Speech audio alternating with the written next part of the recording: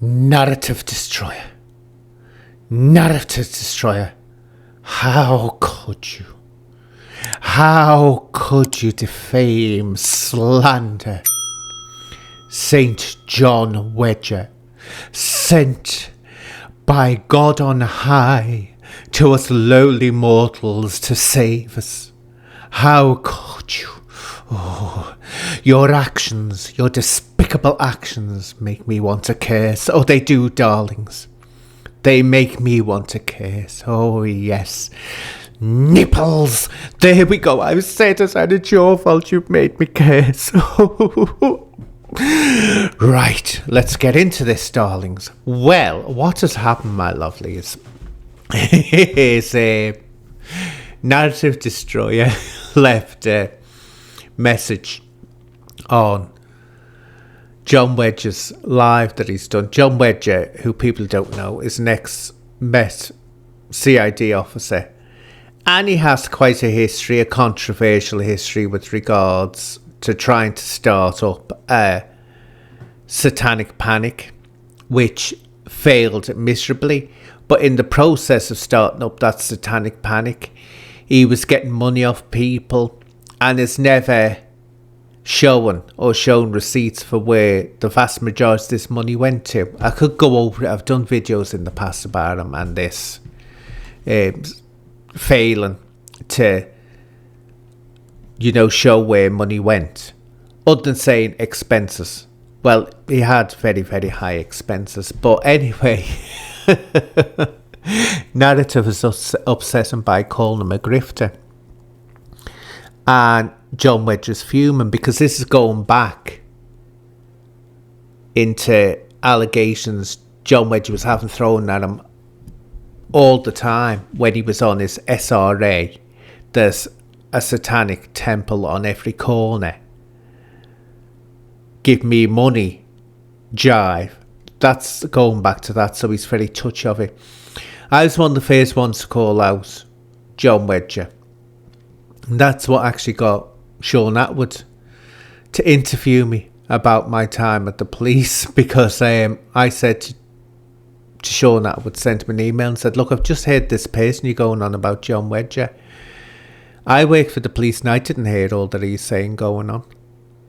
Because according to John Wedger, there's satanic temples literally on every corner, he makes it sound like. And that he was going to expose them and show them up and do this. And he was going, basically he wants to be a hero, proclaimed to be a great hero that was going to save the world from these evil satanic temples that were doing the most horrendous things to children. But of course, we're still waiting, like all these satanic panics, for this evidence to be brought forward, and it isn't. And it could go on and go on, but I won't in this video analysing where what he was doing was talking a load of rubbish. But the point is, he was always, like narrative destroyers called him, on a grift.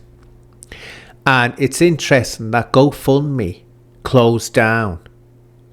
It was either one or two of his funding, trying to raise funding for what he was doing.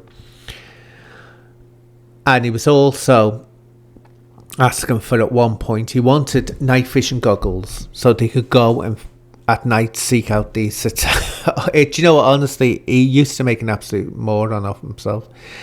So they could go and find these satanic temples. I mean, you're not talking about cheapo night vision goggles that you can get off Temu. You're talking about £500 for each one. And apparently someone gave him the money. We've never heard of these goggles since. And other money that he was collecting to go and search out these Satanists, to root them out from the hiding places. He got lots of money. Never seen it. We've never seen this going hunting for them or anything. So that's why people were asking, where was this money going? But what's also very, very interesting about John Wedger is that he was trying to sue the Met, and he eventually got around a table with them, and a deal was struck, and he was paid off. Now, interestingly enough, this messenger from God who's been sent here to save us all from the evil Satanists. You won't hear him talking about SRA now, or very, very rare. And he hardly ever talks about the Met Police, which he was always going on about them. He hardly talks about that now. Maybe that's because he got what he really wanted, money, at the end of the day. Now, he still does gigs with Sean Atwood. Sean Atwood won't listen to anything bad said about John Wedger. And he'll go on different shows. But you turn around to those shows and say, just ask him, can he come with the receipts of where all this money went that he was raising? They won't listen to you. They won't listen to a word you're saying because they want to use them for drama. Oh, drama gets the click. But he's, as I say, he's gone back on to Sean Atwood's now. And what he's talking about is the Maddie McCann case, which he wasn't involved in, knows nothing about, and other cases. Because apparently, because he was a CID officer, I mean, one, in my mind, totally mentally unbalanced the way he talks about Satanists. But we'll have him on because he's an authority on it. And with things that Sean Atwood has done in the past, isn't it strange that this ex-CID officer is wanting to associate himself with him? Says a lot about John Wedger. Says a lot about John Wedger. But it's interesting to see narrative hidden at him like this, which is quite right. I agree with Narrative Destroyer 100%. Well, Narrative, if you're available, come on and we'll do a live and discuss this. Because what John Wedge is going to be doing now is trying to use the fact that he's CID officer to sort of make himself a name as standing up for the people. But something very interesting. Very, very interesting. He was talking about these riots that went off and the one where they set fire to the hostel. Just listen to what he says here. But I'm telling you now, those people who behaved in that manner, you're going to prison. And that's not my say-so. I'm nothing to do with that. I know how the system works.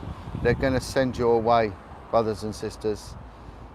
Yes, you heard it. This ex-Met CID officer is referring to people who tried to burn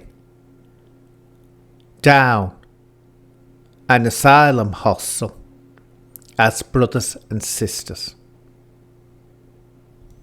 Make that of what you want. Look, everyone that I know, quite rightly, is horrified by these riots. These people who did these riots, especially attacking mosques and especially trying to burn down asylum hostels which could have killed people. No one can condone that. No one. That's not the way you go around about things, doing that, terrorising people. But just remember that he referred to them as brothers and sisters. I'll leave it at that. But as I say, Narrative, if you want to do a live, jump on. And if, you know, Carl McCormick isn't getting up to any of his usual perverse, whatever he's up to, God knows what he's getting up to in his little... I don't know how to describe it, darling. A person of my calibre can't get into the mindset of some people. But if you're available, Carl McCormick, you're welcome on, darling. Be lovely to chat to you again. So, toodles for now.